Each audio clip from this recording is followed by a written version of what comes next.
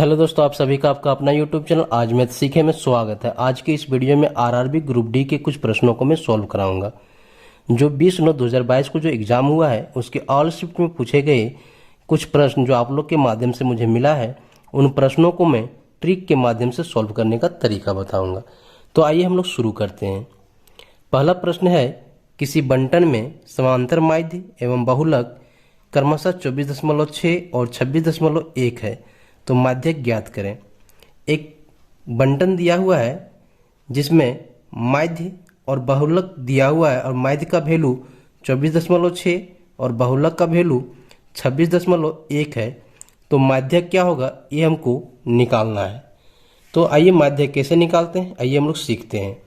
माध्यक बराबर होता है माध्यक बराबर बहुलक प्लस 2/3 इंटू माध्य माइनस बहुलक, माध्य माइनस बहुलक। जब किसी बंटन में माध्य और बहुलक का वैल्यू दिया हुआ हो और माध्य निकालना हो तो उसका माध्यक बराबर फार्मूला होता है बहुलक प्लस 2/3 इंटू माइनस बहुलक। अब देखिए बहुलक बराबर कितना दिया हुआ है, बहुलक बराबर 26.1, तो यहाँ पे लिख दीजिए 26.1 प्लस 2/3 माध्य बराबर कितना दिया हुआ है 24.6, तो लिखिए 24.6 माइनस बहुलक कितना दिया हुआ है 26.1, तो यहाँ पे लिखिए 26.1। ठीक है, इन दोनों को जब घटाइएगा तो ये आएगा -1.5। मैंने क्या बताया कि जब इन दोनों को घटाइएगा, माध्य का वैल्यू बैठा के बहुलक का वैल्यू बैठाइएगा, जब दोनों को घटा दीजिएगा यानी 24.6 में 26.1 को घटाइएगा तो कितना आएगा -1.5। ठीक है, अब आइए आगे देखते हैं। इसका हम यहाँ पे भी बैठा के कर सकते हैं, लेकिन कैलकुलेशन जितना आप शॉर्ट तरीका से कर सकते हैं उतना आपके लिए बेहतर होगा।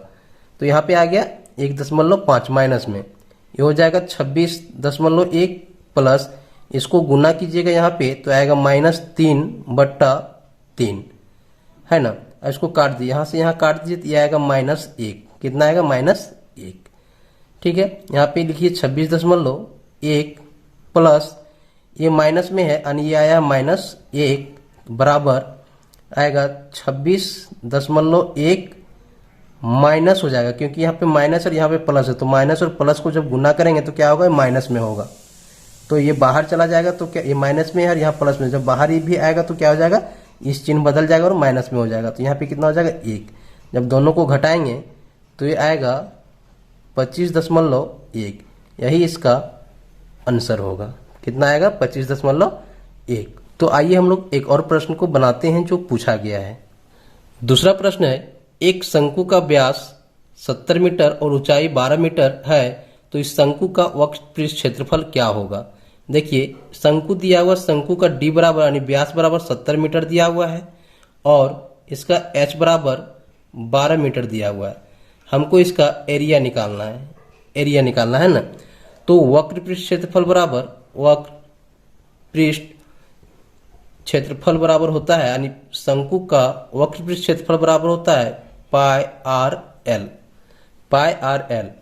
पाई का वैल्यू होता है 22/7 गुना आर का वैल्यू तो पता नहीं है, तो देखिए यहाँ डी बराबर 70 दिया हुआ है, डी बराबर कितना दिया हुआ है 70 मीटर, तो आर बराबर होता है d/2, तो यहाँ 70 को हम 2 से भागा दे देंगे तो कितना आएगा 35 मीटर है ना। आर बराबर कितना निकल गया 35 मीटर, तो आर कितना हो गया 35, तो यहाँ 35 लिखिए गुना एल का वैल्यू कहीं नहीं दिया हुआ, यहाँ पे एच दिया हुआ है ना, तो एल बराबर होता है एल बराबर √r का स्क्वायर प्लस एच का स्क्वायर। तो लिख दीजिए आर कितना दिया हुआ 35 का स्क्वायर प्लस एच कितना दिया हुआ 12, तो 12 का स्क्वायर ये रूट होगा।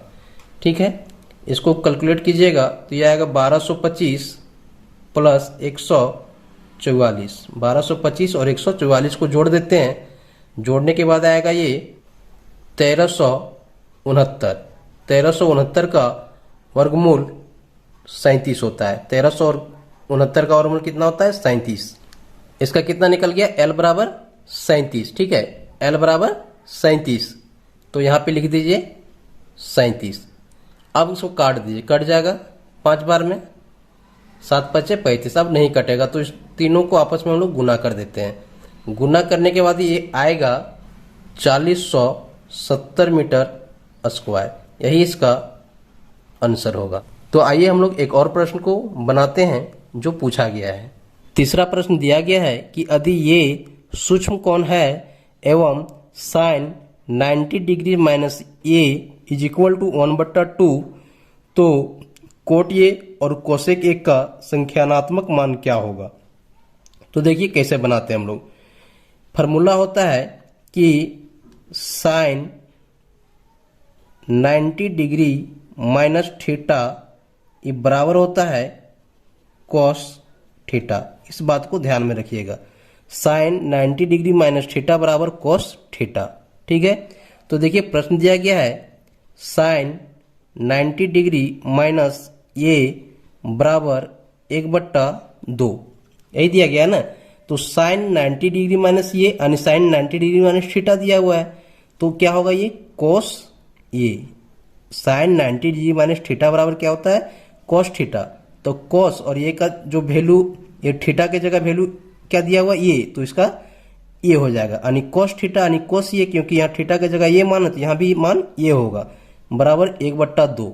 इसको हम लिख सकते हैं कोस ये बराबर कोस 1/2 का वैल्यू होता है 60 डिग्री, यानी कोस 1/2 का वैल्यू कितना होता है? 60 डिग्री। ठीक है, अब देखिए इसलिए ये बराबर कितना हो जाएगा? 60 डिग्री। ये बराबर 60 डिग्री, इसलिए क्या पूछा हमसे मान? Cot A plus cosec A, cot A plus cosec का वैल्यू पूछा है। तो कोट ए यानी कोट ए का वैल्यू कितना है? 60 डिग्री, 60 डिग्री लिखेंगे, और कोसेक ए का वैल्यू 60 डिग्री। तो कोट ए का जो कोट 60 डिग्री का वैल्यू होता है 1/√3 प्लस कोसेक 60 डिग्री का वैल्यू होता है 2/√3। अब इसको कैलकुलेट कर दीजिए, इसका एलसीएम लेंगे तो √3 होगा, और यहाँ पे आएगा 1 + 2, ये आ जाएगा 3√3। इसका परिमयीकरण कर दीजिए तो आएगा √3 प्लस इसको गुना करेंगे तो आ जाएगा 3, ये 3 काट दीजिए, इसका आंसर आएगा √3 ओनली, यही इसका आंसर होगा। आइए एक और प्रश्न को हम लोग सॉल्व करते हैं। क्वेश्चन दिया हुआ चौथा कि 4 संख्याओं का औसत 18 है, प्रथम 8 संख्याओं का औसत 19 एवं अंतिम 8 संख्याओं का औसत 17 है, तो 8वीं संख्या क्या होगा? इसको निकालने के लिए हम लोग क्या करेंगे? देखिए क्वेश्चन कर रहा है कि 1 2 3 4 5 6 7 8 9 10 11 12 13 14 15, इन सभी संख्याओं का जो औसत है वो कितना दिया हुआ है? 18। इसका औसत कितना दिया हुआ है? 18। ठीक है, कहता है 1 2 3 4 5 6 7 8, ये प्रथम 8 संख्याओं का औसत, ये प्रथम 8 संख्याओं का औसत कितना दिया हुआ है? 19, और अंतिम 8 संख्याओं का औसत 17 दिया हुआ है। यही कहता है ना कि प्रथम 8 संख्याओं का औसत कितना है? 19, और अंतिम 8 संख्याओं का औसत कितना है? 17, और 15 जो टोटल संख्या उसका औसत है 18। तो जब ये देखिए ये जो है दोनों में आ रहा है, इसमें भी अंतिम में भी आ रहा है और प्रथम में भी आ रहा है, तो जब ऐसा प्रश्न पूछा जाए तो क्या कीजिएगा? कुछ नहीं करना है, सिर्फ 8 लिखिए और जो औसत दिया उन दोनों को जोड़ दीजिए, तो कितना होगा? 19 जोड़ 17 है ना, और इसमें माइनस कर दीजिए 15 जितना संख्या दिया हुआ उसको, और गुना कर दीजिए उसके औसत से। ठीक है, इसको जब गुना कीजिएगा तो ये आएगा 8 गुना 9 और 7 16 के 6, बाकी 1 2 और 1 3 36, माइनस इसको जब गुना कीजिएगा तो आ जाएगा ये 270, और इसको गुना कीजिएगा तो आएगा 288, 288 माइनस 270 बराबर आएगा 18, यही इसका आंसर होगा। ठीक है, आइए हम लोग एक और प्रश्न को बनाते हैं।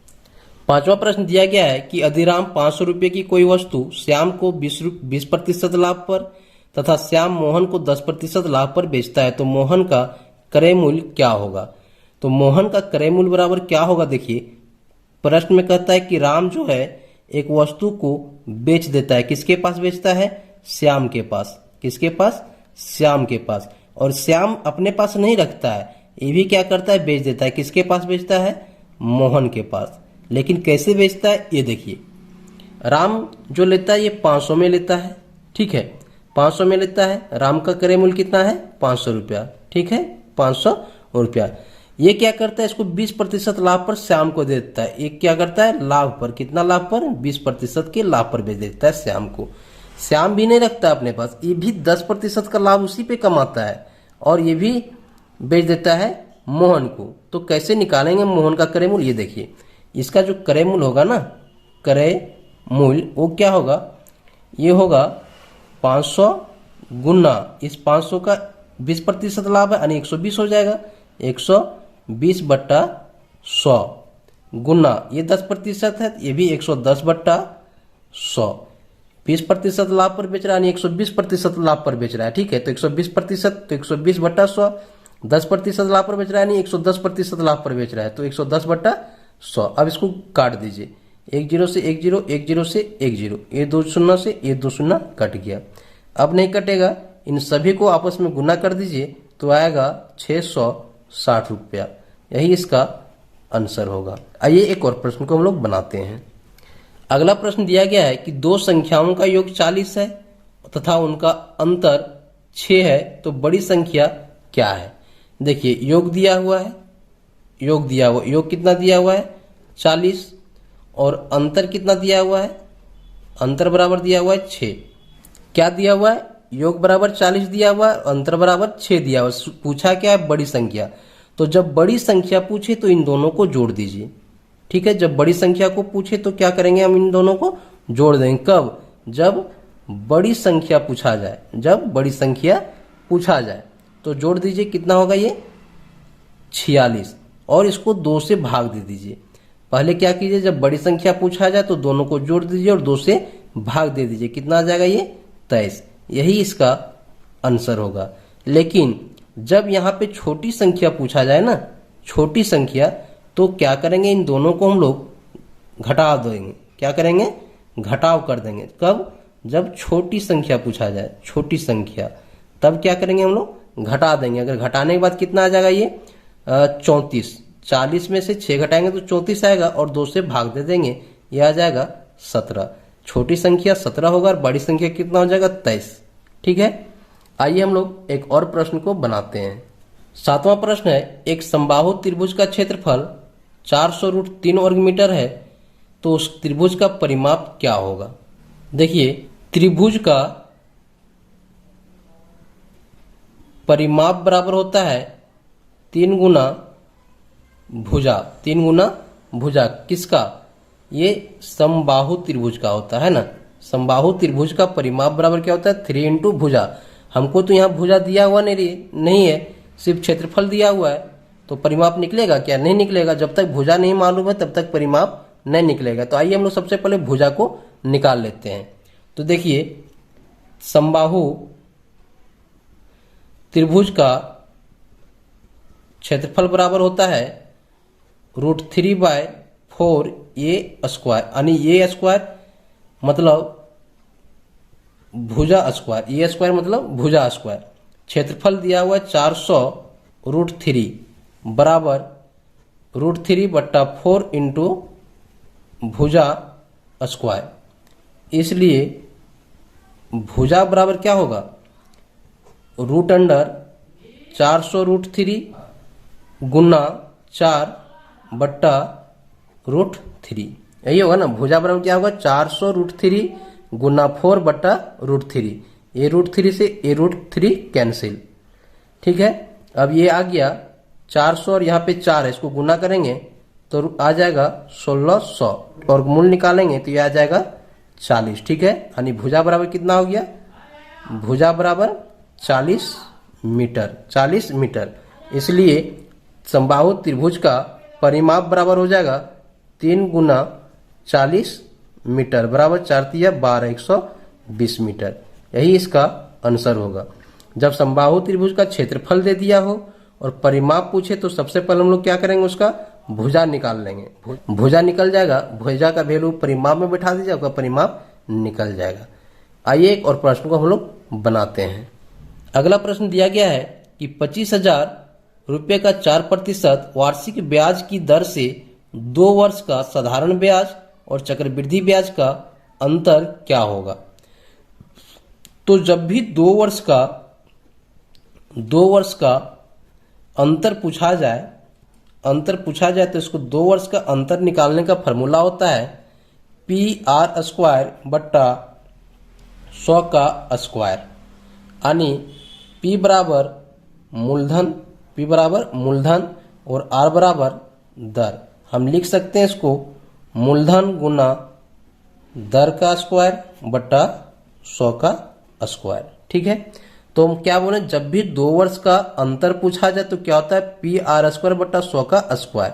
अब वैल्यू बैठा दीजिए, P बराबर यानी मूलधन बराबर कितना दिया हुआ 25,000, तो लिख दीजिए 25,000 गुना R कितना दिया हुआ 4%, तो 4 का स्क्वायर यानी 4 गुना 4 बट्टा 100 का स्क्वायर यानी 100 गुना 100। काट दीजिए, 2 0 से 2 0, 1 0 से 1 0, और कटेगा क्या, कटेगा 2 दूनी 4, 5 दूनी 10, ये भी कट जाएगा, 5 पच्चे 25। अब नहीं कटेगा तो इसको गुना कीजिए, 5 दूनी 10 और 10 चौके 40, कितना है 40 रुपया इसका अंतर होगा, यही इसका आंसर होगा।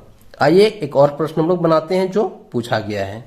अगला प्रश्न पूछा गया है कि एक द्विघात समीकरण के मूल क्रमशः 5 तथा -2 है, तो वह द्विघात समीकरण क्या होगा।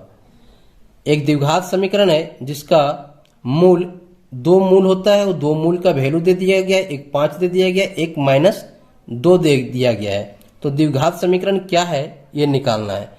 तो देखिए द्विघात समीकरण बराबर होता है x² माइनस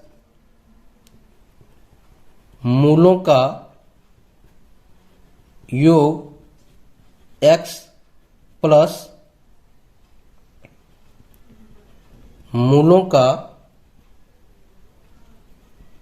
गुणनफल। क्या होता है, द्विघात समीकरण बराबर x² माइनस मूलों का योग x प्लस मूलों का गुणनफल, यानी x² minus alpha plus beta x plus alpha into beta. अब इसका वैल्यू बैठा दीजिए, आपका आंसर आ जाएगा। कितना है, x² माइनस मूलों का योग यानी 5 और 2 दिया हुआ है, तो 5 प्लस -2 है ना, प्लस यहाँ पे x होगा। ठीक है, मूलों का योग गुना यानी 5 गुना -2 x² यहाँ पे देखिए ये 5 और ये है -2, तो प्लस है माइनस, ये माइनस हो जाएगा यानी ये हो जाएगा -3x प्लस -10 बराबर x² माइनस 3x माइनस 10। यही इसका आंसर होगा। यदि किसी द्विघात समीकरण का 2 मूल दे दिया गया और समीकरण पूछा तो क्या करेंगे, उसका समीकरण बराबर होता है x² माइनस मूलों का योग इंटू x प्लस मूलों का गुणनफल। दोनों का वैल्यू बैठा दीजिएगा, आपका द्विघात समीकरण निकल जाएगा। तो दोस्तों मैं उम्मीद करता हूं कि ये क्वेश्चन आप लोगों को समझ में आया हो, तो चैनल को सब्सक्राइब जरूर करें और मेरे साथ जुड़े रहें। Thank you.